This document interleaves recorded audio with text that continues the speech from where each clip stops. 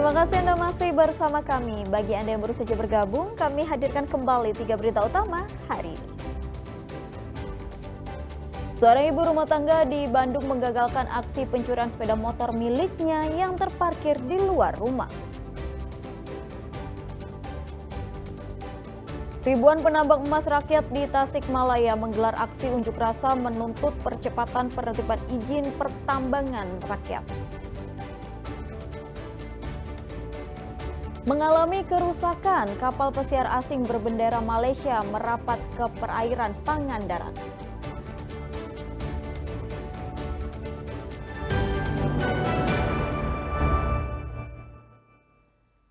Sejumlah kecelakaan tunggal terjadi di Sumedang, Subang, dan Bogor. Mobil terguling akibat pengemudi kehilangan kendali. Sebuah minibus terguling di Jalan Tol Cisumdawu kilometer 171 Rancakalong, Sumedang, dan sejumlah penumpang yang terluka tergeletak di sisi jalan menunggu pertolongan petugas. Seluruh korban termasuk sopir minibus dilarikan ke Rumah Sakit Umar Wirahadi Kusuma, Sumedang.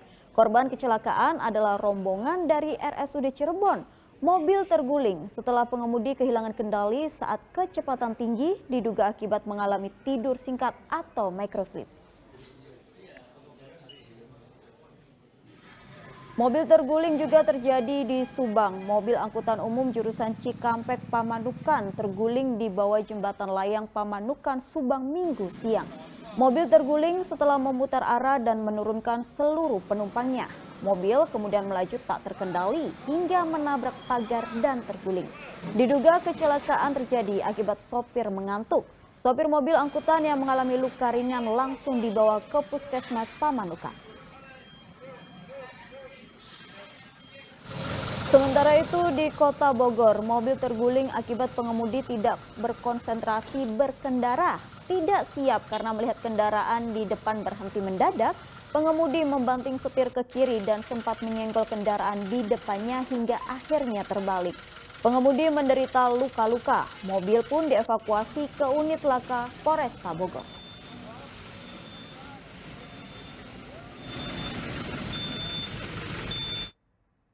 Ribuan penambang emas rakyat di Tasikmalaya menggelar aksi unjuk rasa di kantor ESDM wilayah 6 Tasikmalaya. Mereka menuntut percepatan penertiban izin pertambangan rakyat agar tidak dianggap sebagai penambang ilegal. Ribuan penambang yang tergabung dalam Asosiasi Penambang Rakyat Indonesia (APRI) mendatangi kantor ESDM wilayah 6 Tasikmalaya pekan lalu. Mereka menuntut pemerintah segera menerbitkan izin pertambangan rakyat (IPR) untuk wilayah Kecamatan Karangjaya, Kabupaten Tasikmalaya yang sudah lama diusulkan namun tidak kunjung direspons. Para penambang emas rakyat menilai ada diskriminasi oleh pemerintah dalam hal pengurusan izin pertambangan rakyat. Ketiadaan regulasi tambang rakyat oleh pemerintah membuat mereka dianggap penambang liar dan tak sedikit yang ditetapkan sebagai tersangka oleh aparat penegak hukum. Kalau kami masih terus-terusan berlarut-larut karena di lapangan juga kami terpersekusi secara hukum ya dengan masifnya Jawa Barat ini kan illegal mining, dianggap illegal mining, sementara polanya ini ada di pemerintah. Kami merasa sebuah ketidakadilan. Kalau di lokasi-lokasi tambang yang memang tidak ada penetapan WPR, tidak ada permohonan IPR, oke lah kita setuju, kita hormati itu.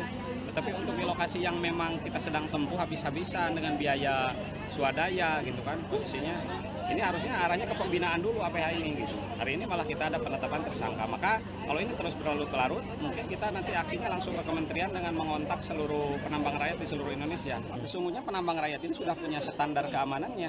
Ya bikin pasangan, bikin ini udah pinter sebetulnya. Sudah terbiasa. Iya, yang bikin mereka seringkali terjadi kecelakaan karena mereka terburu-buru karena merasa dikejar-kejar APH kan gitu. Makanya ketika legalitasnya selesai, insya Allah semuanya aman. Kalau legal ini solusinya. Kalau sudah legal, kita kan ada dokumen lingkungan itu diverifikasi, diawasi, dibina dengan ketat oleh pemerintah melalui dinas terkait kan. Itu sangat ketat loh dan dilaksanakan dengan ahli gitu. Sudah pasti tertangani gitu. Makanya solusinya legalitas, solusi buat lingkungan, solusi buat masyarakat menambang dengan aman dan nyaman, dan solusi buat negara karena nanti ada iuran pertambangan rakyat. Menanggapi tuntutan tersebut, Kepala Kantor ESDM Wilayah 6 Tasikmalaya menjelaskan, wilayah pertambangan rakyat di Tasikmalaya sudah ditetapkan sejak tahun 2022 lalu dan dokumen pengelolaannya sudah diterbitkan sejak tahun 2023. Namun, karena sebagian besar merupakan tambang dalam, diperlukan kajian keselamatan tambahan. Saat ini, pemerintah pusat masih melakukan penghitungan standar aspek teknis seperti kedalaman lubang, sistem penyangga, dan ventilasi untuk tambang. Keputusan Menteri tentang wilayah pertambangan rakyat itu sudah dikeluarkan. Ada 3 lokasi Kabupaten Tasik, Sukabumi, dan Bogor. Nah, selanjutnya dari peta WPR itu dilanjutkan dengan penyusunan dokumen pengelolaan WPR. Dan dokumen ini sudah diterbitkan oleh Kementerian SDM pada tahun 2023. Dari pihak kementerian masih butuh waktu untuk melakukan pengkajian dari sisi aspek keselamatan. Karena ini tambang dalam, maka dibutuhkan perhitungan geometri. Aksi unjuk rasa ini berakhir dengan tertib, namun para penambang memberikan ultimatum.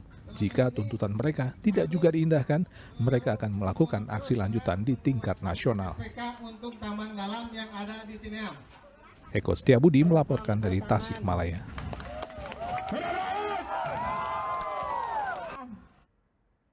Setelah mengalami kerusakan, jembatan penyeberangan Apung Cijeruk, perbatasan Bale Endah, Bojong Soang, Kabupaten Bandung ditutup.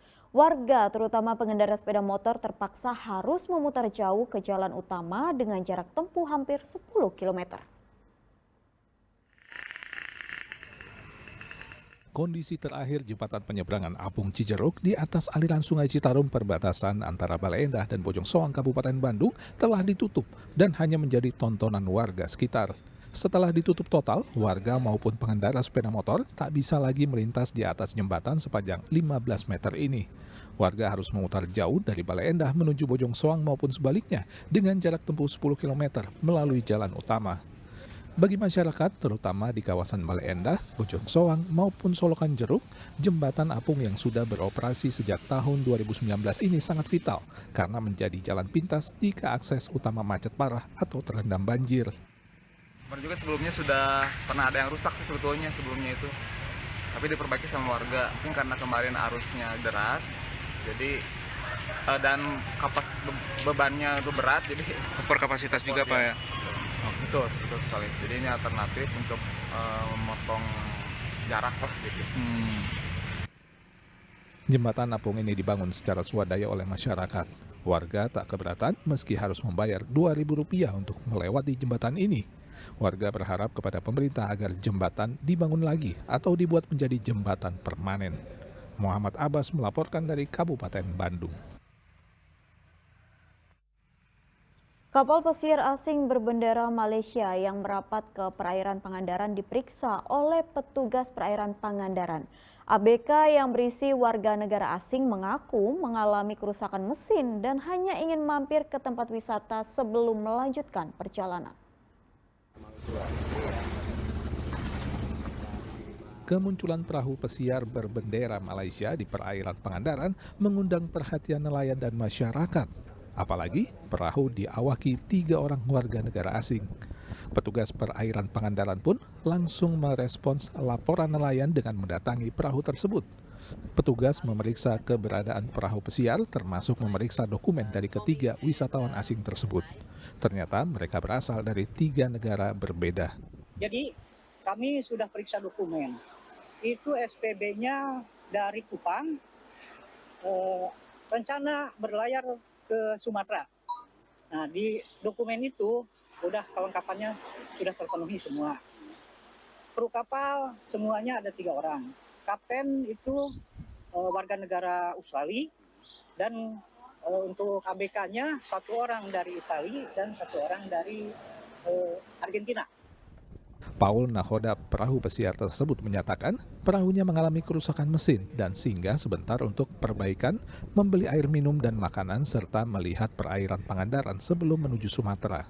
73 hours from G-Land, Rajagan? Rajagan. Yeah, 73 hours straight? 70 AM?